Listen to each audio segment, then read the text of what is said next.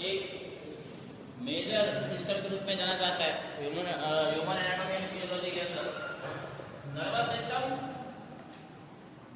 Basic आपके body के coordination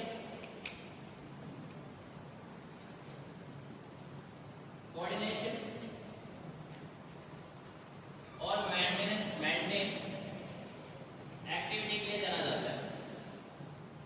body के कोऑर्डिनेशन के लिए और मेंटेन एक्टिविटी के लिए जाना जाता है।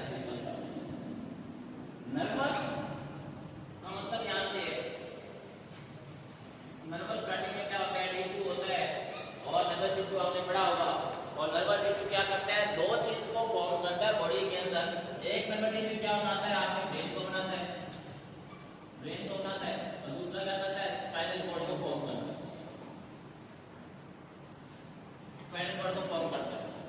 तो ये भी कह सकते हैं आपने कि ये system in which study of brain and spinal cord, और जिसमें ब्रेन और स्पाइनल कॉर्ड की स्टडी करते हैं जिस सिस्टम में, उसको हम नर्वस सिस्टम के नाम से जानते हैं। सिंपल। नर्वस सिस्टम दो टाइप का रहता है, जिसमें कि बोला जाता है, एक बोला जाता है सेंट्रल और सेकंड बोला जाता है पेरिफेरल। अब सेंट्रल का मतलब है जो सेंटर में है, सेंटर में तो क्या होता है, एक तो आपके क्या रहता है, ब्रेन रहता है ना। हाँ, ब्यूटीफुल ब्रेन। तो एक रहता है ब्रेन, दूसरा आता है आपका स्पाइनल कॉर्ड। तो ब्रेन और स्पाइनल कॉर्ड की जब स्टडी करते हैं उसको हम किस नाम से जानते हैं, सीएनएस के नाम से जानते हैं, सेंट्रल नर्वस सिस्टम के नाम से जानते हैं। जबकि क्या होता है, दूसरा क्या होता है, पेरिफेरल नर्वस सिस्टम। पेरिफेरल, और पेरिफेरल का मतलब क्या होता है, दूर, है ना, पास, जो दूर है, सेंटर से जो दूर है, पेरिफेरल के अंदर है, उसको में क्या होता है, पेरिफेरल पूरा मतलब उसको जो दूर है। और पेरिफेरल नर्वस सिस्टम के अंदर कौन से आते हैं, जो सेंटर में ब्रेन और स्पाइनल कॉर्ड, जो ब्रेन से नर्व निकलेगी या क्रैनियम से जो नर्व निकलेगी उसको बोलते हैं क्रैनियल नर्व, और जो स्पाइनल कॉर्ड से जो नर्व निकलेगी उसे बोलते हैं स्पाइनल नर्व के नाम से जानते हैं। मतलब जो ब्रेन से नर्व लेकर के जाएगी दूर तक, पेरिफेरल तक लेकर के जाएगी, इसका मतलब क्या है, दूर तक लेकर के जा रही है, इसको हम क्या बोलते हैं, पेरिफेरल नर्वस सिस्टम, या शॉर्ट में बोलते हैं पीएनएस।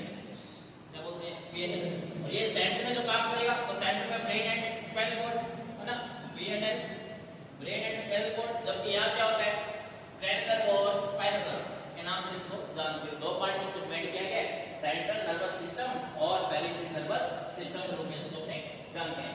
अच्छा, बेसिक बात आती है इसके अंदर, इसकी जो फंक्शनल स्ट्रक्चरल यूनिट जो रहती है, जैसे आपकी बॉडी की क्या है, सेल है, बॉडी की क्या होती है, cell.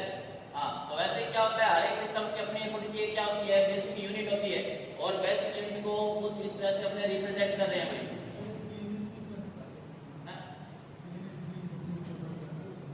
Brain and spinal cord, peripheral nervous system का मतलब होता है दूर, और दूर तक सेंटर से,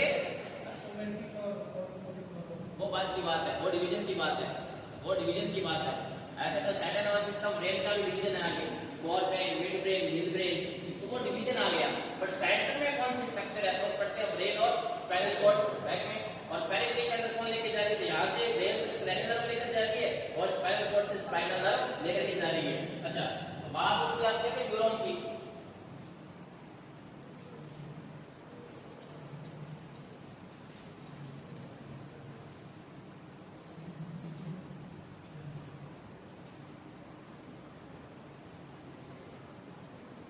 धीरे धीरे ब्रेन मना धीरे सब कुछ हो है, माने सुनते 100 बड़ा धीरे धीरे सब कुछ हो जाएगा। और धीरे धीरे से पहले तो आपका बेसिक स्ट्रक्चर और फंक्शन यूनिट जैसे नर्वस सिस्टम भी बोलते हैं, वो क्या होता है, न्यूरॉन होता है, न्यूरॉन। और ये एमसीक्यू में भी आया गया, इतना इजी एमसीक्यू में आया गया, बेसिक स्ट्रक्चर और फंक्शन यूनिट नर्वस सिस्टम की क्या है। और उसमें भी क्या होते हैं, कई स्टूडेंट क्या होते हैं, बिल्कुल डाकचूक हो जाते हैं, बिल्कुल कंफ्यूज हो जाते हैं एकदम से, क्या होना था क्या नहीं होना था। पर सेंट्रल नर्वस सिस्टम में न्यूरॉन, ब्यूटीफुल न्यूरॉन,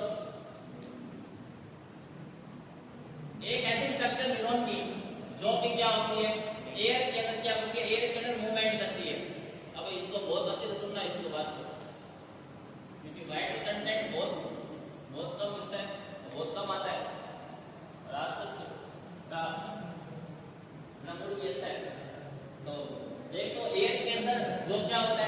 खुदाई होती है स्ट्रक्चर न्यूरॉन की, उसको हम किस नाम से जानते हैं? डेंड्राइट।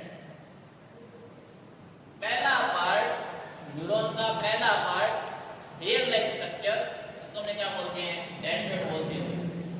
दूसरी बात इसके बारे में, ये भाई साहब क्या करते हैं, जितना भी इनसे पहले जो न्यूरॉन है, इनसे जो पहले न्यूरॉन है, उससे क्या करेंगे, जो भी मैसेज केमिकल मैसेज का फॉर्म होता है केमिकल, और जो केमिकल मैसेज होता है उसको कैच कौन करता है? तो ये डेंड्राइट करते हैं। दो काम आगे ना, ये तो कहीं एयर मूवमेंट करता है, और एयर में जो मूवमेंट करता है पार्ट, उस एक्सोन के पार्ट को क्या करते हैं? फर्स्ट पार्ट को क्या करते हैं? डेंड्राइट करते हैं। और ये डेंड्राइट क्या करता है? केमिकल मैसेज को रिसीव करता है। सिंपल सी बात। इसके अलावा साइटोप्लाज्म न्यूक्लियस पाया जाता है, ये जो पार्ट होता है ये वैसे कहलाती है क्या?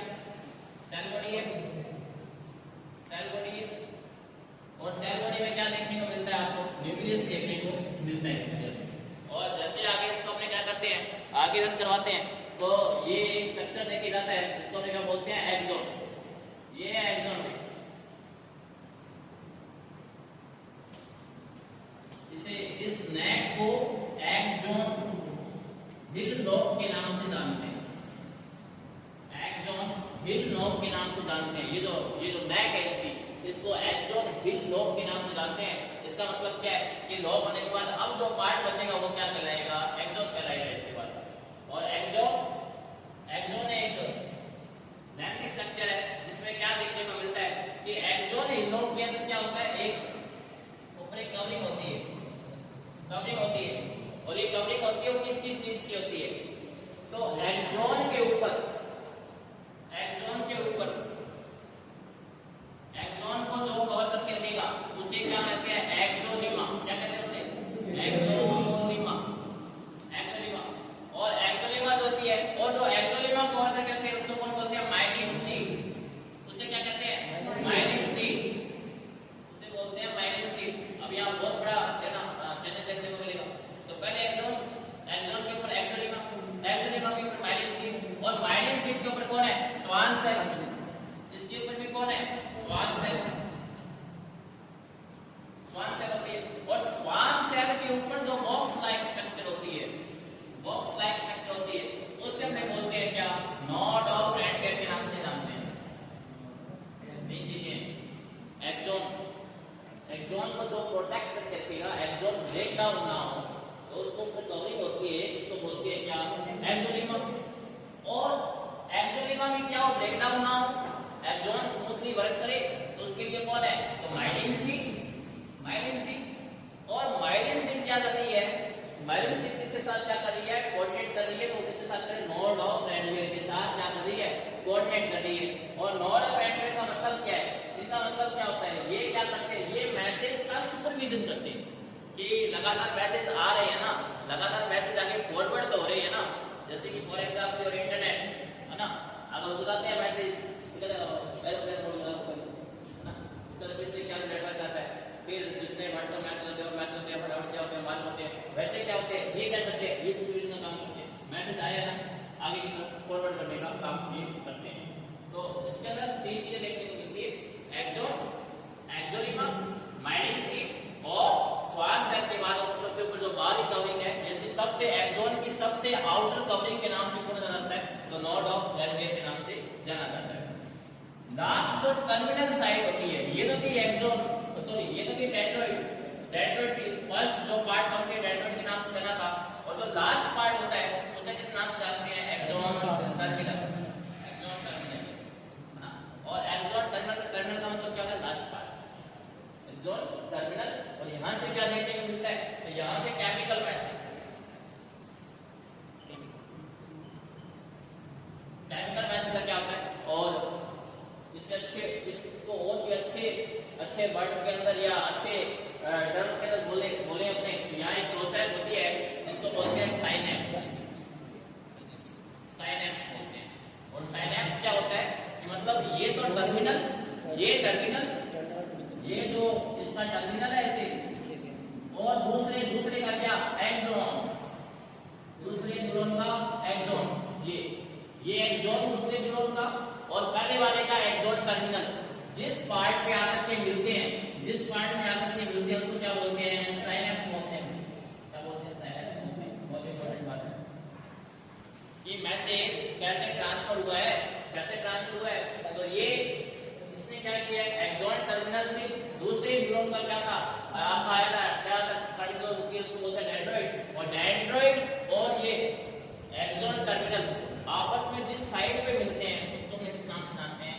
साइनेप्स के नाम से उसको जानते हैं। सिंपल सा वर्ड है यहाँ, डेंड्राइट सेल बॉडी का न्यूक्लियस होता है, इसके साथ साथ सेंटर में लास्ट पार्ट क्या देखने को मिलता है? एक्सॉन, और एक्सॉन के ऊपर एक्सोलिमा, एक्सोलिमा के ऊपर से रिकवरिंग होती है, इसको बोलते हैं माइलिन सीट, और माइलिन सीट के ऊपर स्वान सेल, और लास्ट जो बॉक्स लाइक स्ट्रक्चर होती है उसको हम क्या बोलते हैं? नोड ऑफ रैनगर के नाम से जानते हैं। और नोड ऑफ रैनगर क्या करता है? मैसेज का सुपरविजन करता है, मैसेज सुपरविजन का काम करता है। बेसिक बात है। तो ये स्ट्रक्चर अपन ने भी क्या किया, डिस्कस किए। लेट मी डिस्कस हर एक जो इसके बारे में कुछ इंपॉर्टेंट बुलेटिन्स है न्यूरॉन के बारे में। तो न्यूरॉन क्या है, कितने नंबर में होते हैं? तो बेसिक आप देख पा रहे हैं कि ये बेसिक स्ट्रक्चर और फंक्शन यूनिट है, बेसिक स्ट्रक्चर और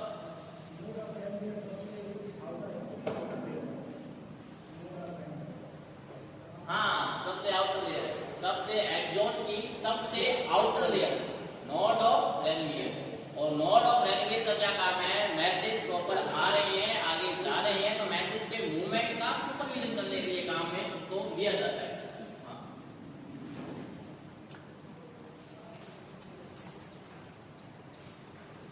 ये कुछ न्यूरॉन बाइसॉन के बारे में कुछ इंपॉर्टेंट बातें हैं, बुलेटिन्स हैं, और बोला जाता है कि ये सबसे बेसिक स्ट्रक्चर और फंक्शनल यूनिट के नाम से इसको जाना जाता है। इंपॉर्टेंट बात है, एमसीक्यू क्या होता है? एमसीक्यू होता है कि बेसिक स्ट्रक्चर और फंक्शनल यूनिट कौन रहती है? तो नर्वस सिस्टम की होती है, न्यूरॉन रहती है। दूसरा नंबर का कितने होते हैं? 100 मिलियन। एक बार में कितने इसमें होते हैं? एक बार में कितने इसमें होते हैं? कम हो जाने चाहिए 60,000, 70,000, 1 लाख, 2 लाख, इतनी हो जाने चाहिए। 1 मिलियन की क्या जरूरत थी? क्या जरूरत थी? तो आगे बताएंगे, क्योंकि इसमें एक पॉइंट आता है कि नो पावर ऑफ रीजनरेशन। अगर एक बार डेड हो गए तो दोबारा बनते नहीं है, दोबारा बनते नहीं। और ये जो न्यूरॉन होते हैं ये आपके दो तरह के रिस्पॉन्सिबल होते हैं। तो एक होते हैं सेंसिबल और एक होते हैं मोटर। तो सेंस का काम कराने के लिए उसको सेंसिबल न्यूरॉन बोलते हैं, और मोटर वाले को तो मोटर एक्टिविटी करवाते हैं, स्केलेटल मसल की हेल्प से क्या करते हैं? आपके मोटर एक्टिविटी करवाते हैं, है ना, उसको में क्या बोलते हैं? मोटर न्यूरॉन के नाम से जानते हैं। तो 100 मिलियन होंगे, तो एक बार अगर डैमेज हो जाते हैं तो कुछ अमाउंट में बचे रहे, क्योंकि इनके पास नो पावर ऑफ रीजनरेशन, वापस से बन नहीं पाएंगे। एक बार जितने रहे उतने रहते हैं। इसलिए क्या होता है? 100 मिलियन का क्या रहता है? क्राइटेरिया रहता है। हाँ, एक्सेसिव सेंसिटिव किससे रहता है? ये तो ग्लूकोज और ऑक्सीजन के प्रति। अगर ग्लूकोज और ऑक्सीजन नहीं मिलेगी लगातार तो ये क्या हो जाएगी? डेड हो जाएगी। और एक बार डेड हो गए तो अभी अपन ये पढ़ा है कि नो पावर ऑफ रीजनरेशन, वापस से बनेंगे नहीं। तो बहुत ज्यादा सेंसिटिव होते हैं इसके रिगार्डिंग, ग्लूकोज और ऑक्सीजन के रिगार्डिंग। और तीसरा सबसे इंपॉर्टेंट बात, नॉन मायोटिक, क्योंकि नॉन मायोटिक होते हैं ये। और नॉन मायोटिक का मतलब यहाँ क्या होता है कि इसमें सेंट्रोसोम देखने को नहीं मिलता, लैक ऑफ सेंट्रोमियर। सेंट्रोमियर का मतलब क्या है? ये अपने से खुद की सेल को क्या नहीं कर सकते? डिवाइड नहीं कर सकते, अपने से खुद से सेल डिवीजन को नहीं कर सकते। और जब खुद से सेल डिवीजन नहीं होगा तो इसका मतलब क्या है? No power of regeneration, no power of regeneration. और इसका डायरेक्ट क्या लगता है? क्राइटेरिया लगता है किसका? 100 मिलियन का। सेंसिबल है, मोटर है, ग्लूकोज और ऑक्सीजन के प्रति क्या है? बहुत ज्यादा सेंसिटिव है।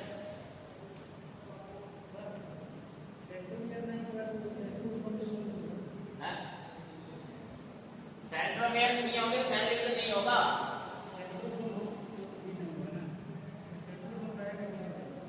पाया कैसे जाता है? क्या बोलते हो? नहीं होता। जिस सेल में सेंट्रोसोम होगा लाडले, वो क्या होगा? वो डिवाइड हो जाएगा, वो सेल डिवीजन की तरफ जाएगा, वो सेल डिवीजन की तरफ मूव करेगा, है ना। और जिसमें सेंट्रोमियर्स नहीं होते हैं, सेंट्रोमियर्स क्या होते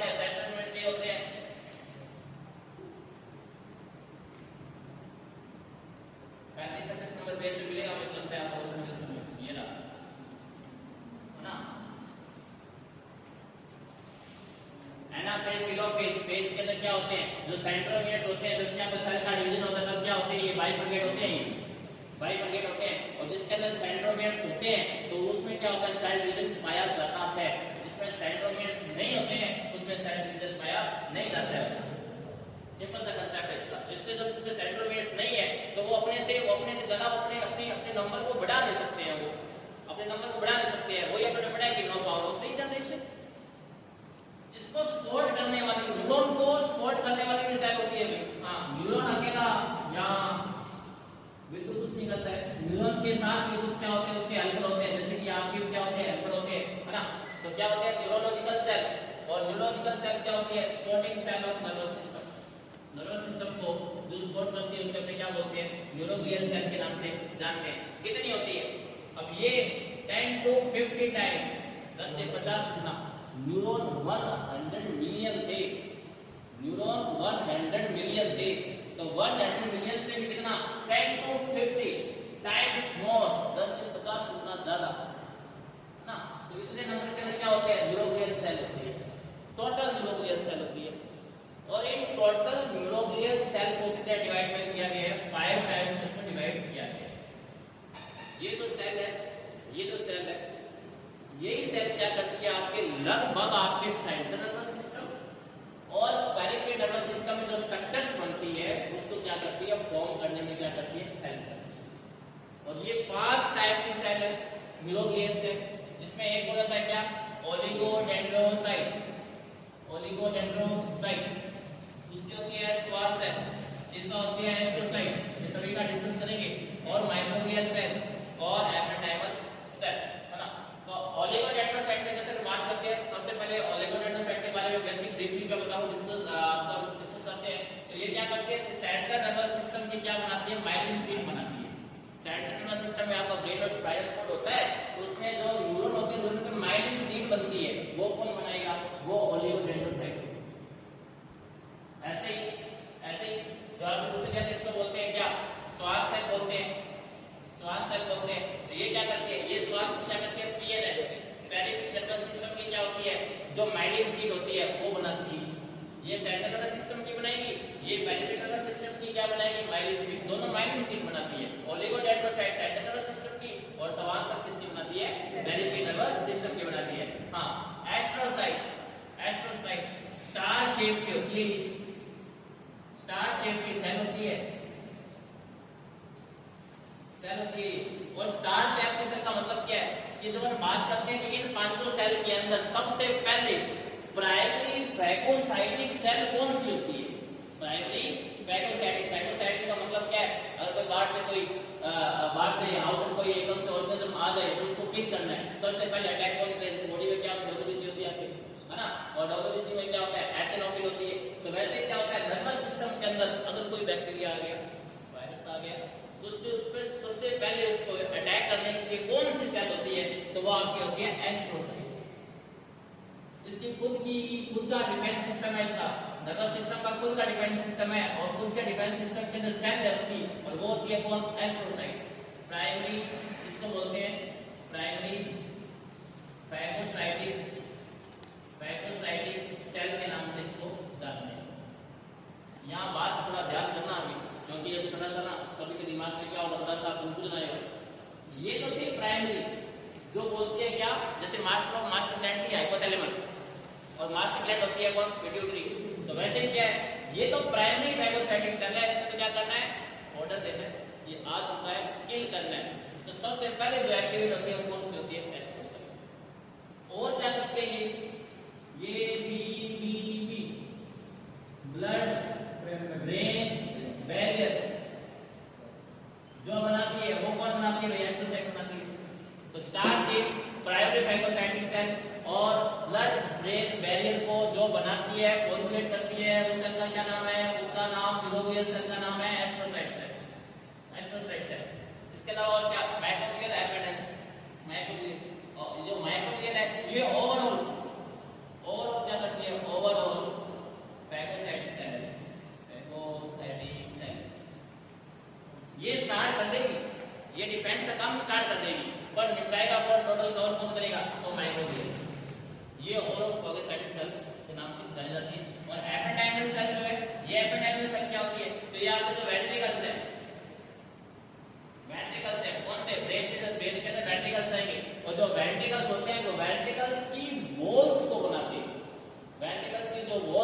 दीवारें हैं उनको बनाने का काम कौन सी सेल करती है? तो एपेंडाइमल सेल करती है। वॉल्स को क्या करती है? फॉर्मुलेट करती है। फॉर्मुलेट समझ रहे हो? तो 5 टाइप की सेल है, 5 टाइप की सेल है। इसको बोलते हैं oligodendrocyte, Schwann cell, astrocyte, microbial cell और एपेंडाइमल सेल। इसमें की ओलिगोडेंड्रोसाइट सेंट्रल नर्वस सिस्टम की क्या बनाएगी? माइलिन को बनाएगी। श्वान सेल क्या करती है? पेरिफेरल नर्वस सिस्टम की क्या बनाती है? माइलिन को बनाती है। एस्ट्रोसाइट क्या करती है? स्टार शेप की सेल होती है, प्राइमरी फैगोसाइटिक सेल कहलाती है और बीपीपी ब्लड ब्रेन बैरियर को बनाती है। माइक्रोबियल सेल क्या करती है? ओवरऑल फैगोसाइटिक सेल है। और लास्ट में जो एपेंडाइमल सेल है वो क्या है? वेंट्रिकल्स की वॉल्स को बनाने का काम करती है। 5 टाइप की सेल होती है, इसको बोलते हैं क्या? Neuroglial cell. और ये कैसी सेल होती है? नर्वस सिस्टम को सपोर्ट करने वाली सेल। हाँ, ब्लड ब्रेन बैरियर का फंक्शन क्या है?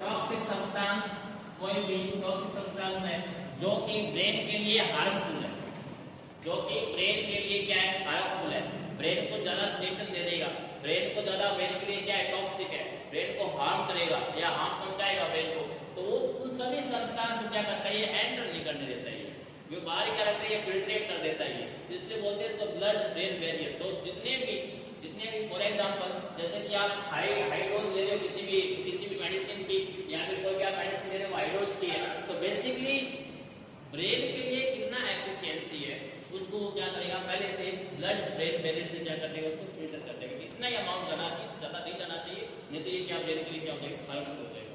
तो उस चीज के लिए क्या करते हैं? फिल्ट्रेट करने का काम करता है, टॉक्सिक सब्सटेंस को बाहर रखता है, ब्रेन में जाने नहीं देता है, मामला नहीं कन्वर्ट ना हो जाए, है ना? तो blood brain barrier supporting cell, neuroglial cell.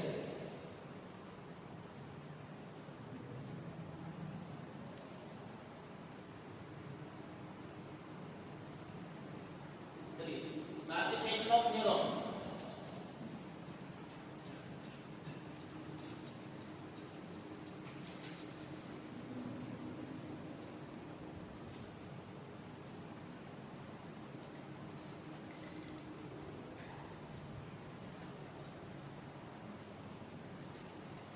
Classification of cell के अंदर भी आपने डिस्कस किया था कि दो तरह के सेल, दो तरह के जो सॉरी न्यूरॉन होते हैं, इसमें एक आपको बताया था कि एक होता है सेंसिबल और एक होता है मोटर। ये तो इनके एक्ट के बेस पे, ये इनके एक्ट के बेस पे कि दो तरह के एक्शन होंगे, एक तो सेंसिबल होगा एक मोटर होगा। ये तो इसके फंक्शन के बेस पे दो तरह के होते हैं, एक होते हैं सेंसरी, एक होता है मोटर। जैसा काम दो तरह के काम होंगे पूरी बॉडी के अंदर, एक तो सेंस वाला काम होगा, एक मोटर का काम होगा, ये तो दो। इसके अलावा क्या है? स्ट्रक्चर बेस पे। तो स्ट्रक्चर बेस में क्या? तो कैसी कैसी स्ट्रक्चर होगी न्यूरॉन की? तो स्ट्रक्चर बेस पे इसको 4 टाइप में इसको क्या किया है? क्लासिफाइड किया है। इसमें एक को बोलते हैं बाइपोलर। बाइपोलर का मतलब क्या है? इसके पोल दो होंगे भाई, पोल इसके क्या होते हैं? दो होते हैं, दो पोल में जब ये डिवाइड होता है तो इसको बाइपोलर के नाम से इसको जानते हैं। हाँ, मल्टीपोलर जो आपका मोस्ट कॉमन जो न्यूरॉन होता है वो कैसा होता है? मल्टीपोलर होता है। बैंडेड इससे क्या होते हैं? अलग अलग होते हैं। और ये जो बैंडेड अलग अलग होते हैं इसे बोलते हैं मल्टीपल। क्या बोलते हैं इसे? मल्टीपल बोलते हैं। मोस्ट कॉमन जो न्यूरॉन होता है या नॉर्मल न्यूरॉन होता है वो कैसा होता है? मल्टीपोलर होता है। बाइपोलर का इसके दो ही पोल होंगे, इसकी दो ही होंगे, इसकी और बाकी नहीं होंगी। मल्टीपोलर क्या होता है? मोस्ट कॉमन होता है। तीसरा क्या है? यूनिपोलर, एक ही पोल है। उसके बाद सेल बॉडी आती है, फिर एक्सॉन आ जाता है, ये स्ट्रक्चर रहती है। और सूडो यूनिपोलर का मतलब होता है कि एक डेंड्राइट है, फिर सेल बॉडी है, फिर एक्सॉन के अंदर एक और सेल बॉडी रहती है, जिसको बोलते हैं सूडो यूनिपोलर, मतलब अबनॉर्मल। सूडो का मतलब क्या होता है? अबनॉर्मल। बाइपोलर, मल्टीपोलर, यूनिपोलर और सूडोपोलर। मोस्ट कॉमन चारों में से कौन रहता है? मल्टीपोलर। और दूसरा होता है फंक्शन बेसिस। तो फंक्शन का मतलब क्या होता है? अभी यहाँ पर मोस्ट कॉमन पड़ा है सेंसिबल और मोटर, यदि कोई दूसरे नाम से क्या जाना जाता है? एफरेंट और इफरेंट।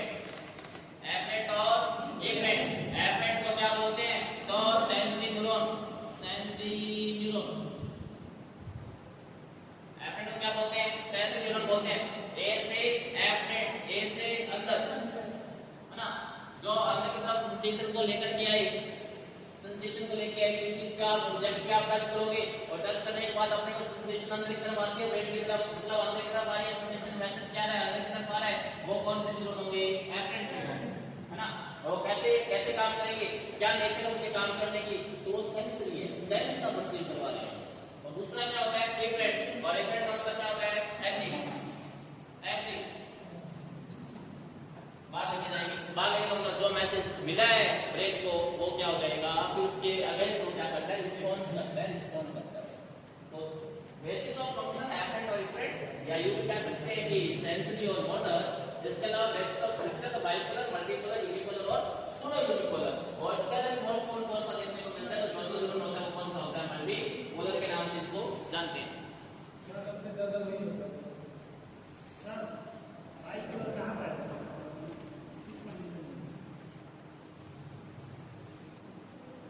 आपके हर एक जवाब का, सॉरी हर एक क्वेश्चन का जवाब आ रहा है 1 बाय 1। अभी तो बोला था ना धीरे धीरे देखना, धीरे सब कुछ है, धीरे धीरे चल रहे हैं और धीरे सब कुछ जो आपके दिमाग में आ रहा है वो चीजें आपके सामने आ रही है। क्वेश्चन बोला है आपने बाइपोलर कहां देखने को मिलता है? सबसे पहला bipolar from one pole, arise होता है वन पोल से। डेंड्राइट होता है वो कैसा होता है? बाइपोलर में एक पोल होता है उसका, और एक पोल के बाद क्या होता है? उसका सेल बॉडी होती है, सेल बॉडी के ऊपर क्या होते हैं? दो ही डेंड्राइट होते हैं भाई, जिसको हमने किस नाम से जाना है? जिसको हमने बाइपोलर के नाम से इसको अपने जाना है। मतलब ये ऐसा कुछ स्ट्रक्चर होता है, इसको हमने क्या बोलते हैं? बाइपोलर न्यूरॉन के नाम से जानते हैं। और ये जो बाइपोलर न्यूरॉन होता है वो कहां देखने को मिलता है? तो first neuron of retina, first neuron of retina. Retina का मतलब क्या है? कि रेटिना में जैसे भी लाइट, जब लाइट आती है उसके बाद में क्या होता है? उससे पहले ये रेटिना है, ये रेटिना है, और रेटिना को जब क्या करता है? सेंस ऑप्टिक नर्व होती है जो वो सेंस प्रोवाइड करवाती है, दोनों को इक्वल करवाती है, दोनों को इक्वल करवाती है, और दोनों को इक्वल सेंस परसीव होता है। तो दोनों को इक्वल इक्वल क्या होता है? सेंस परसीव होता है। इसका मतलब क्या है? ये जो न्यूरॉन है वो कैसा है? बाइपोलर। बाइपोलर में मैसेज आया है और मैसेज आने के बाद क्या होता है? इक्वल क्या होता है? डिस्ट्रीब्यूट होता है, इक्वल डिस्ट्रीब्यूट होता है। तो इस टाइप का जो बाइपोलर न्यूरॉन होता है वो किसका एग्जांपल है? तो first neuron of retina. One pole का मतलब क्या है? यहाँ वन पोल का मतलब क्या रहता है? कि जैसे ही ये एक्सोन आपका एक्सोन और सेल बॉडी के बाद एक ही पोल होता है, एक पोल से क्या होता है? एक जगह से दो चीजें जुड़ रही है, दो डेंड्राइट निकलते हैं, एक ही साइड से दो डेंड्राइट निकलते हैं, जबकि नॉर्मली ऐसा नहीं होता है। आपने क्या लिखा था? अलग अलग डेंड्राइट निकलते हैं। नॉर्मल क्या होते हैं? अलग अलग डेंड्राइट निकलते हैं। पर ये क्या बोल रहा है कि एक ही पोल से मतलब क्या है? एक ही साइड से दो निकलेंगे। यहां कुछ नहीं होगा।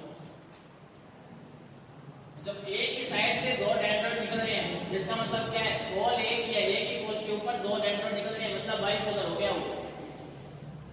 और एक पोल के ऊपर अलग अलग निकल रहे हैं तो वो मल्टीपोलर हो गया, जो मोस्ट कॉमन होता है।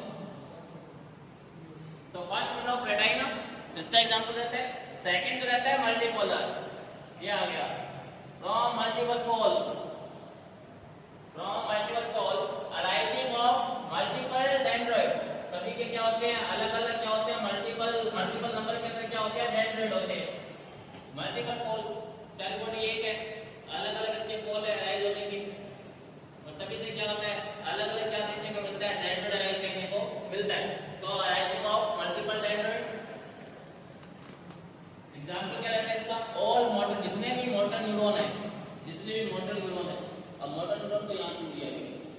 मोटर न्यूरॉन को क्यों लिया गया? कि जैसे ही आपकी बॉडी के अंदर कोई ना कोई क्या होता है? स्टिमुलेशन होता है, तो सबसे पहले क्या होता है? रिस्पॉन्ड होता है। सबसे पहले क्या होता है? रिस्पॉन्ड होता है। और रिस्पॉन्ड होता है तो जितने मल्टीपल होते हैं, जितने मल्टीपल न्यूरॉन होते हैं वो सारे के सारे कैसे होते हैं? मोटर न्यूरॉन होते हैं। और मल्टीपल का मतलब क्या है? कि किसी भी एंगल से, किसी भी साइड से, किसी भी डायरेक्शन से आपको अगर बॉडी के अंदर क्या आ रहा है? स्टिमुलेशन आ रहा है तो क्विक रिस्पॉन्स होना चाहिए। और जब इनकी वजह से, मल्टीपोलर की वजह से क्या हो पाता है? जल्दी से अंदर क्या होता है? बॉडी के अंदर मोटर एक्शन हो पाता है। मोटर एक्शन किसकी हेल्प से हो पाता है? तो मल्टीपोलर की वजह से, जो कि मोस्ट कॉमन न्यूरॉन होता है। और जितने ज्यादा न्यूरॉन होंगे उतने ज्यादा क्या होते हैं?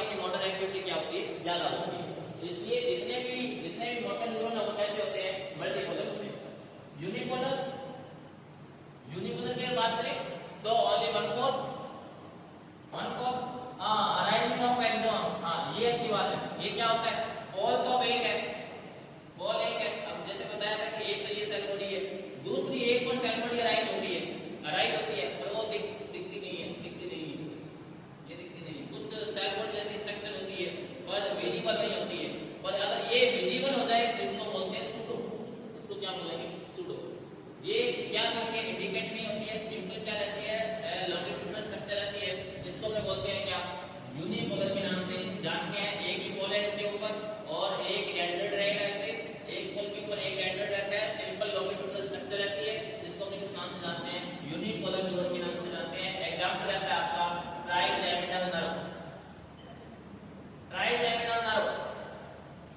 अब ट्राइजेमिनल नर्व क्या होती है, एक मिक्स नर्व होती है भाई, यहाँ डिस्कस कर दिया जाए, मिक्स नर्व होती है, मिक्स नर्व है।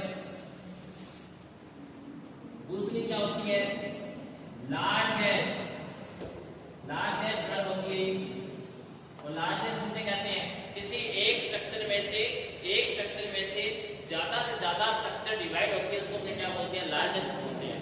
एक स्ट्रक्चर में से, जैसे ये स्ट्रक्चर है, इसी में से एक स्ट्रक्चर ये निकल गई, इसी में से एक स्ट्रक्चर ये निकल गई, इसी में से एक स्ट्रक्चर ये निकल गई, मतलब एक स्ट्रक्चर में से उसके आगे फर्दर जो डिवीजन है वो ज्यादा से ज्यादा हो, उस सब क्या बोलते हैं, लार्जेस्ट नर्व। लॉन्गेस्ट अलग होती है, लॉन्गेस्ट का मतलब है एक लंबी है ना, पर इसमें उसका डिवीजन ज्यादा नहीं है, पर इसमें क्या इसका डिवीजन ज्यादा होता है, उसको क्या बोलते हैं, लार्जेस्ट बोलते हैं। अब ट्राइजेमिनल की खास बात क्या है, ये मोटर भी है और सेंसिटिव भी है, दोनों तरह की नर्व होती है, मतलब साइंस भी प्रोवाइड करवाती है और मोटर भी प्रोवाइड करवाती है ना। साइंस में क्या, सेंस में क्या, तो ऑप्टिक एरिया के अंदर, ऑप्टिक एरिया में जो भी आपको फील होता है ना, टेम्परेचर है, टच है, जो आपको फील होता है ऑप्टिक एरिया के अंदर, वो आपको सेंस का क्या करती है, परसीव कर पाती है। सेकंड, दूसरा मैक्सिला क्या करती है, मैक्सिला यहाँ से आपको क्या होता है, सेंसिबल है ना, जितना भी आप ये कह सकते हैं मैक्सिला के अंदर पेन हो रहा है, टच हो रहा है ना, उसका क्या कराती है, ये अपने क्या करती है, सेंस करवाती है। तीसरा जो मोटर एक्शन है वो क्या करती है, तो वो मास्टिकेशन, और मास्टिकेशन का मतलब होता है इसके अंदर कि बिल्कुल ही जो आपका फूड पार्टिकल होते हैं उनको बिल्कुल ही छोटे माइक्रो कंटेंट के अंदर क्या कर देना, ब्रेक डाउन कर देना, छोटे टुकड़ों में जिस कहते हैं ना, चबा के खाना चाहिए, है ना, तो वैसे मास्टिकेशन किसे कहते हैं, चबा कर खाना,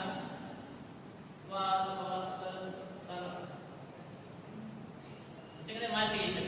और मास्टिकेशन क्या एक मोटर एक्टिविटी है, कैसी नर्व है, मिक्स नर्व है, सेंसिटिव मोटर, किसकी, ट्राइजेमिनल नर्व है। कैसा न्यूरॉन होता है इसके अंदर, यूनिपोलर होता है। और लास्ट जो रहता है वो रहता है सूडो।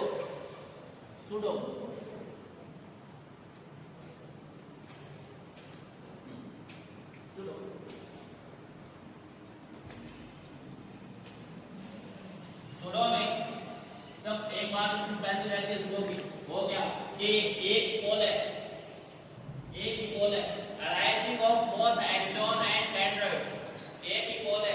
अब ये से क्या होगा, एक्सॉन भी इसी के अंदर आ जाएगा और डेंड्राइट भी इसी के अंदर आ जाएगा, मतलब ये क्या होता है, टोटल ये डेवलप न्यूरॉन नहीं होता है, नहीं होता है, इसलिए इसको क्या बोला जाता है, सूडो यूनिपोलर, टोटल डेवलप नहीं है। अगर ये क्या होता, लॉन्गिट्यूडनल होता है, एक्सॉन अलग होता, इसकी साइड अलग होती और इसके ऊपर डेंड्राइट अलग होता, तो एक आपके यूनिपोलर बनता। पर ये क्या है, ये यही से क्या स्टार्ट कर रहा है, एक्सॉन स्टार्ट कर रहा है, यही सेल स्टार्ट कर रहा है, उसी के अंदर क्या कर रहा है, डेंड्राइट दे रहा है। इसका मींस क्या होता है, सूडी यूनिपोलर के नाम से इसको जानते हैं। बोथ एक्सॉन और डेंड्राइट एक ही जगह से क्या होते हैं, स्टार्ट होते हैं। जिस न्यूरॉन में एक्सॉन और डेंड्राइट साथ होते हैं, साथ ही उसका अपीयरेंस होता है, उसको किस नाम से जानते हैं, सूडो यूनिपोलर के नाम से उसको जानते हैं। एग्जांपल रहता है आपका डोर्सल रूट गैंग्लिया, आपके स्पाइन में होता है, डिस्कस करेंगे जब स्पाइनल कॉर्ड पढ़ेंगे, इसमें डिस्कस करेंगे क्या स्पाइन शार्प होता है, क्या डोर्सल रूट गैंग्लिया होते हैं, कौन से गैंग्लियाज होते हैं, तो वो जब स्पाइनल कॉर्ड डिस्कस करेंगे तब उसके अंदर अपने को पढ़ने को देखने को मिलता है। बेसिक ऑफ फंक्शन भी आपको बताया गया था, फंक्शन के बेस पे एफरेट और इफरेट ही थे, और एफरेट का मतलब आपको बताया गया था कम्स आइए, है ना, और आने का मतलब क्या है, साइंस से जुड़ो, साइंस का परसीव होता है ना, फील होता है, अफेक्ट या फिर इसे बोला जाता है। और एक ये क्या करता है, ये पेरिफेरी को दूर वाले एक्सट्रीमिटी को सेंट्रल नर्वस सिस्टम के साथ क्या करता है, कनेक्ट करता है क्योंकि यहाँ से फीलिंग आती है ना, कोई टच किया है ना, टेम्परेचर ज्यादा था तो उसकी फीलिंग यहाँ से आती है और सेंट्रल नर्वस सिस्टम तक ये मैसेज पहुंचता है, जिसको हम क्या बोलते हैं, एफरेंट का मतलब आना और एफरेंट का मतलब होता है एग्जिट। एफरेंट का मतलब क्या होता है, एग्जिट, जाना जिसे बोलते हैं, है ना। और जाना का मतलब होता है यहाँ कि जो मैसेज आया है उसके अगेंस्ट क्या होता है, कोई रिस्पांस होता है, अगेंस्ट रिस्पांस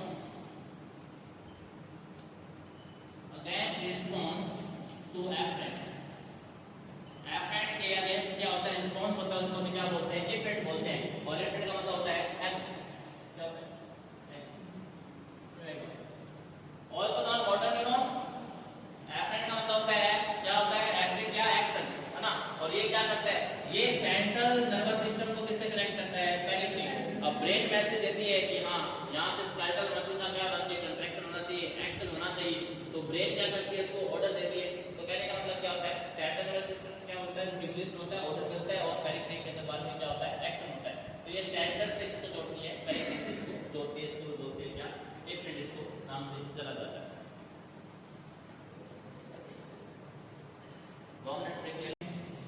और मेनिंजेस लेयर के अंदर इंफेक्शन हो चुका है, जिसे मेनिंजाइटिस कहते हैं। बच्चे के अंदर क्या और अडल्ट में क्या, बात करिए मेनिंजाइटिस की, तो मेनिंजाइटिस में क्या, अगर बच्चे के अंदर है, न्यूबॉर्न में चाइल्ड में ये कंडीशन देखने को मिलती है, तो बच्चा क्या करेगा, पहले तो हाई पिच क्राई करता है, हाई पिच क्राई करेगा, हाई पिच बहुत जोरदार से होता है वो। उसके साथ साथ क्या करेगा वो, डिफिकल्ट टू सकलिंग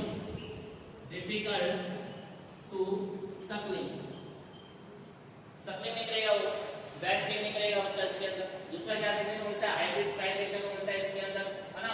और सबसे इंपॉर्टेंट जो है न्यूबॉर्न या चाइल्ड के अंदर एक आइटम सेल आता है मेनिंजाइटिस का, जिसको हम बोलते हैं ओपिस्कोटोनस। क्या बोलते हैं, ओपिस्कोटोनस। ओपिस्कोटोनस का मतलब क्या होता है, बच्चे का जो बॉडी का नेचर है वो कुछ ऐसा हो जाता है, जिसमें हेड और उसकी जो लेग है ना, ये क्या देखने को मिलती है, दोनों डाउन देखने को मिलती है, और ये कर्वेचर देखने को मिलता है बैक के अंदर। तो इस पोस्चर को हम बोलते हैं बच्चे का क्या, ओपिस्कोटोनस पोस्चर के नाम से इसको जानते हैं, मेनिंजाइटिस के अंदर देखने को मिलता है। जबकि मेल जो रहता है, अडल्ट में क्या रहता है, अडल्ट में पहला क्या रहेगा, अडल्ट के अंदर डिसओरिएंट हो जाएगा वो, डिसओरिएंट होता है, कंफ्यूजन। तीसरा क्या देखने को मिलेगा, एनोरेक्सिया, और सीवियर फॉर्म में क्या देखने को मिलेगा, इसके ज्यादा क्या होगा, जैसे प्रोटीन ज्यादा बढ़ेगा तो बैक्टीरियल इन्फेक्शन है, प्रोटीन ज्यादा बढ़ेगा, ग्लूकोज ज्यादा बढ़ेगा, तो सेरिब्रल एडिमा देखने को मिलता है इसके अंदर। और जब सेरिब्रल एडिमा होता है तो उसमें क्या देखने को मिलता है, आपका आईसीपी इंट्राक्रैनियल प्रेशर होता है, वो ज्यादा देखने को मिलता है। तो अलग अलग साइन सिम्टम आते हैं, चाहे आप न्यूबॉर्न में ले लो चाहे एडल्ट के अंदर। लाइट रहता है स्टार्टिंग में, इन्फेक्शन के साथ जब इन्फेक्शन होगा फीवर तो रहेगा, है ना। और इन्फ्लेमेशन होता है, इन्फ्लेमेशन में साइड रेड हो जाती है, टेंडर होती है, लॉस ऑफ फंक्शन हो जाता है, एडिमा होता है ना। और जब नॉर्मल फीवर रहेगा तो फीवर इसको इंडिकेट करता है, आपके इन्फेक्शन को इंडिकेट करता है। ब्रेन की क्लासिफिकेशन में 3 टाइप का क्लासिफिकेशन है, जिसमें क्या हम बोलते हैं, फोरब्रेन, मिड ब्रेन और इनब्रेन। आपके सामने एक पिक्चर आती है, जिसमें 3 पार्ट है, जिसको क्या किया गया है, क्लासिफाइड किया गया है। इसमें 3, फोरब्रेन, मिड ब्रेन और इनब्रेन। फोरब्रेन को क्या बोला जाता है, इसको बोलते हैं अपने प्रोएनसेफ्लॉन।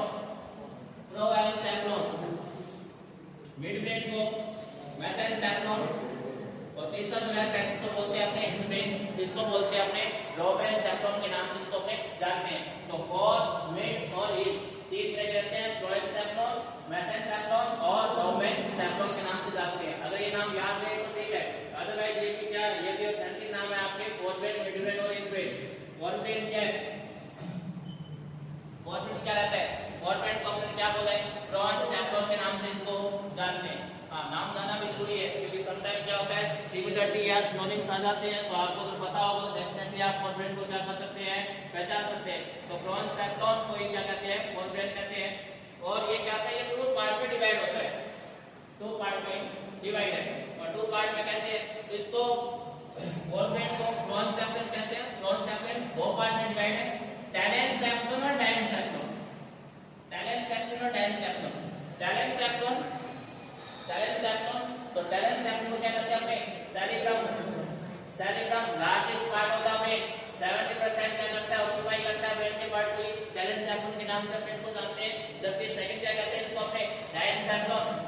डायनसेप्टन, और डायनसेप्टन क्या, तो ये फोर स्ट्रक्चर के अंदर क्या होता है, डिवाइड होता है ना। और फोर स्ट्रक्चर कौन कौन सी है, BTLH, BTLH। और B का मतलब होता है बेसल गैंग्लिया, C का मतलब होता है थैलेमस, L का मतलब होता है लिम्बिक सिस्टम, और H का मतलब हाइपोथैलेमस। तो अगर आप इस स्ट्रक्चर में अपने बात करते हैं, तो ये फोरब्रेन होता है फर्स्ट पार्ट ब्रेन का, वो किस पे पार्ट में होता है, दो पार्ट में क्या होता है, डिवाइड रहता है। दो में टैलेनसेप्टन और डायनसेप्टन इसका रहता है। और टैलेनसेप्टन, डायनसेप्टन, टैलेनसेप्टन किसका नाम है, सेरिब्रम का। और डायनसेप्टन में क्या स्ट्रक्चर आती है, चार स्ट्रक्चर आती है, basal ganglia, thalamus, limbic system और हाइपोथैलेमस के नाम से इसको अपने जानते हैं। सेकंड रहता है इनब्रेन। तो इनब्रेन में फिर से दो स्ट्रक्चर एसोसिएट होती है, इसको हम बोलते हैं क्या, मेटेनसेप्टल और माइनसेप्टल। इनब्रेन, इनब्रेन के अंदर इनब्रेन के पार्ट, इनब्रेन बेसिक, फोरब्रेन, मिडब्रेन और इनब्रेन, तीन में इसको क्लासिफाइड किया था। फोरब्रेन में आपने बताया था कि फोरब्रेन दो पार्ट में क्लासिफाइड है, जिसको बोला गया था एक को टैलेनसेप्टन, एक को डायनसेप्टन बोला गया था।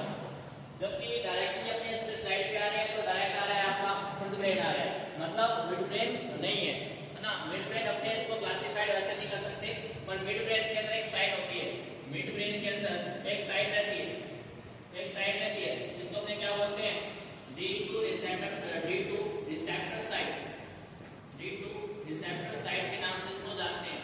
और ये D2 रिसेप्टर साइट क्या करती है, तो आपकी बॉडी के अंदर डोपामिन न्यूरोट्रांसमीटर होता है। क्या होता है, डोपामिन, डोपामिन न्यूरोट्रांसमीटर होता है, न्यूरोट्रांसमीटर ट्रांसमीटर होता है। उसको क्या करता है, ये सीक्रेट करता है, ये साइट डोपामिन को सीक्रेट करने में क्या करती है, हेल्प करती है। कौन, मिड ब्रेन। तो यहाँ कौन सी साइड होती है, D2 रिसेप्टर साइड होती है। और साइड से क्या होता है, डोपामिन क्या होता है, यहाँ से सीक्रेट होता है। और डोपामिन क्या करता है, आपको बीपी को कंट्रोल रखता है, ब्लड प्रेशर क्या करता है, कंट्रोल रखता है। तो ये D2 रिसेप्टर साइड से आता है, मिड ब्रेन से आता है। यहाँ पे बात करें हिंदब्रेन। हिंदब्रेन के अंदर मेटेनसेप्टल और माइनसेप्टल, मेटेनसेप्टल और माइनसेप्टल। मेटेनसेप्टल के अंदर पॉन्स और सेरिबेलम आते हैं, जबकि माइनसेप्टल के अंदर क्या आता है, मेडुला ऑब्लोंगेटा आता है, मेडुला ऑब्लोंगेटा। तो ये है फोरब्रेन, मिडब्रेन और हिंदब्रेन। इससे भी हम इसको क्लासिफाइड कर सकते हैं। जबकि इसको सेकंड एक क्लासिफिकेशन और भी आता है, जो कि लगातार लिखा जाता है, बोला भी जाता है, इसको राइट डाउन भी कर सकते हैं। तो याद आपने ये क्या करते हैं, एग्जाम में क्लासिफिकेशन आता है, और फोरब्रेन, मिडब्रेन, हिंदब्रेन से ज्यादा करते हैं, तो ये ज्यादा अच्छा रिप्रेजेंट होता है। जबकि सेकंड आपका क्लासिफिकेशन एक और एक्सपर्ट बोलते हैं सेरिब्रम, सेरिबेलम, और हम बोलते हैं ब्रेन स्टेम। ब्रेन स्टेम के अंदर क्या आते हैं, आपका पिक्चर आ गया, कौन सा आ गया, मेडुला ऑब्लोंगेटा आ गया।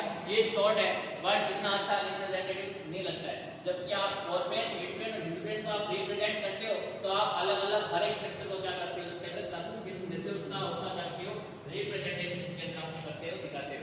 तो दो क्लासिफिकेशन है। दो क्लासिफिकेशन के अलावा इंपॉर्टेंट पहला पार्ट, इंपॉर्टेंट पहला पार्ट इसके डिस्कस करेंगे, बाकी का पेंडिंग करेंगे बाद में, है ना। तो लास्ट पार्ट रहता है एफिशिएंसी। आपके लिए एफिशिएंसी मेरी फेवरेट है ना। और एफिशिएंसी भी आपके ऊपर से जाएगा, हो सकता है। तो सेरिब्रम पर डिस्कस करेंगे नॉर्मली, और सेरिब्रम के क्या होते हैं, है ना। हाँ, तो सेरिब्रम क्या है, सेरिब्रम के अंदर सेरिब्रम को क्या बोला गया, टैलेनसेप्टल बोला गया। टैलेनसेप्टल, टैलेनसेप्टल का दूसरा नाम क्या है, सेरिब्रम। सेरिब्रम को क्या कहते हैं, टैलेनसेप्टल कहते हैं। हाँ, टोटल बॉडी वेट का, टोटल बॉडी वेट का 150। हाँ, ये कह सकते हैं ब्रेन के अंदर सबसे ज्यादा मेजर जो पार्ट रहता है, या ऐसा पार्ट जो सबसे ज्यादा ब्रेन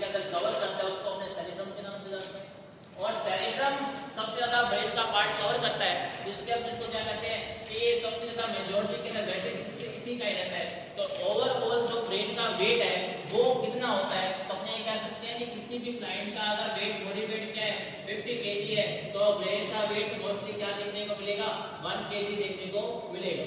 सिंपल सा कंसेप्ट है इसका कि अगर बॉडी वेट 50 है तो उसका ब्रेन का वेट कितना होगा 1 केजी होगा। इसके अलावा 7% क्या करता है ये ब्रेन के पार्ट ऑक्यूपाई करता है नो डाउट।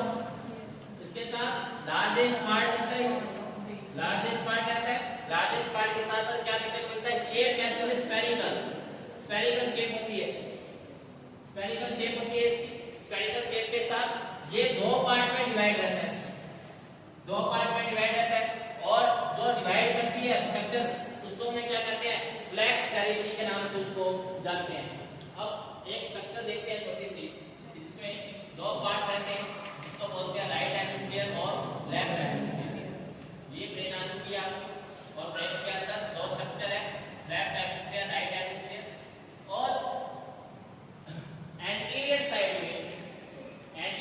में क्या होता है सबसे पहले क्या होता है दोनों स्ट्रक्चर डिवाइड होती है इसी को अपने क्या बोलते हैं फ्लैक्स सेरेमनी के नाम से जानते हैं कि दो पार्ट में हेमिस्फीयर को जो साइड क्या करती है बाइफरकेट करती है उसको किस नाम से जानते हैं फ्लैक्स सेरेमनी के नाम से जानते हैं। जो इसको दो पार्ट में क्या करता है कन्वर्ट करता है दो पार्ट में डिवाइड करता है उस स्ट्रक्चर किस नाम से जानते हैं फ्लैक्स सेरेमनी के नाम से जानते हैं। जो सेरिब्रम को दो पार्ट में डिवाइड किया उसे फ्लैक्स सेरेमनी। आउटर पार्ट कैसा बना होता है तो ग्रे मैटर का और इनर पार्ट कैसे होता है तो व्हाइट। अंदर से सेरिब्रम को ये कह सकते हैं ये अंदर से कैसा होता है व्हाइट होता है और बाहर से कैसा देखने को मिलता है तो ग्रे मैटर देखने को मिलता है या ग्रे कलर का देखने को मिलता है। ऑलमोस्ट जो सेरिब्रम है वो क्या करता है ऑलमोस्ट आपके क्या करता है सेंसरी और मोटर फंक्शन को क्या करता है कैरी आउट करता है। मोस्टली जितने भी आपके सेंसरी और मोटर फंक्शन है उन सभी को कंप्लीट कराने में कौन रिस्पांसिबल है तो सेरिब्रम है। सेंसरी और मोटर फंक्शन ऑलमोस्ट और एक स्ट्रक्चर है इसके अंदर जो क्या करती है दोनों हेमिस्फीयर को क्या करती है मिलाती है। जैसे कि अब डिस्कस किया था कि दो हेमिस्फीयर के राइट एंड लेफ्ट हेमिस्फीयर तो एंटीरियर साइड से जब ये डिवाइड हुए थे यहाँ उसको फ्लैक्स सेरेमनी बोला गया था और फिर ये पोस्टीरियर पार्ट में आकर के पोस्टीरियर साइड में आकर के वापस एक दूसरे पर वापस मिलते हैं तो इसको हमने क्या बोलते हैं तो इसी को बोलते हैं कॉर्पस कैलोसम बोलते हैं। तो जो पोस्टीरियर पार्ट में आकर के वापस मिले उस साइड को कॉर्पस कैलोसम और एंटीरियर साइड में जब ये क्या होते हैं बाइफरकेट होते हैं तो उसको फ्लैक्स सेरेमनी के नाम से जानते हैं। चलिए नेक्स्ट करते हैं इसके साथ कॉर्पस कैलोसम क्या करती है एक स्ट्रक्चर को अराइज करती है। कॉर्पस कैलोसम एक स्ट्रक्चर को अराइज करती है जिसको हम बोलते हैं क्या लैटरल वेंट्रिकल। इसको क्या बोलते हैं लैटरल वेंट्रिकल बोलते हैं।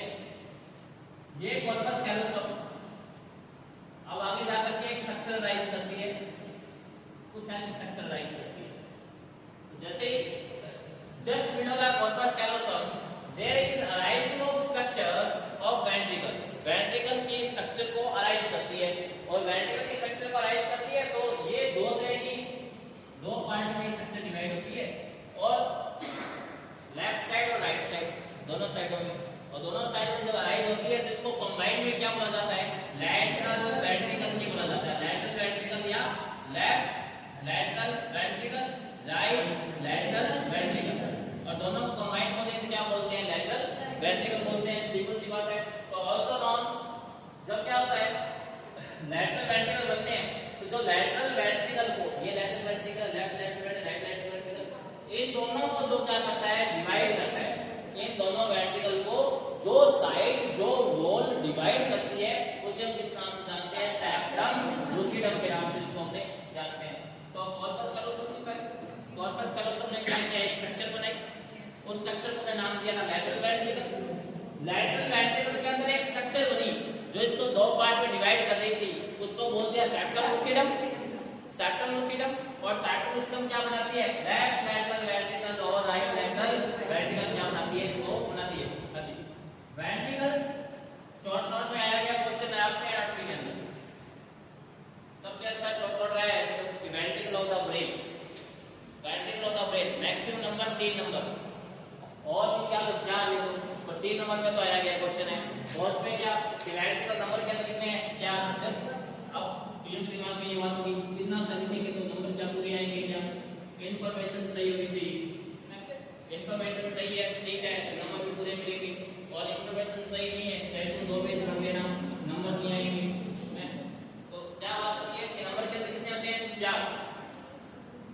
हैं 4। लैटरल वेंट्रिकल को 2 पार्ट में डिवाइड करते हैं, लेफ्ट और राइट। तो 4 कहेंगे कि वेंट्रिकल कितने होते हैं? 4 होते हैं। 4 में क्या? पहला तो क्या लैटरल वेंट्रिकल, और लैटरल को कहते हैं लेफ्ट लैटरल वेंट्रिकल और राइट लैटरल वेंट्रिकल के नाम से जानते हैं। इसके अलावा थर्ड वेंट्रिकल और फोर्थ वेंट्रिकल। तो ऐसे करके क्या होते हैं? स्ट्रक्चर 4 होती है। लेफ्ट साइड में होता है, राइट साइड में होता है, दोनों को कंबाइन करके बोलते हैं तो क्या बोलते हैं? Lateral ventricle. उसके बाद थर्ड वेंट्रिकल और फोर्थ वेंट्रिकल।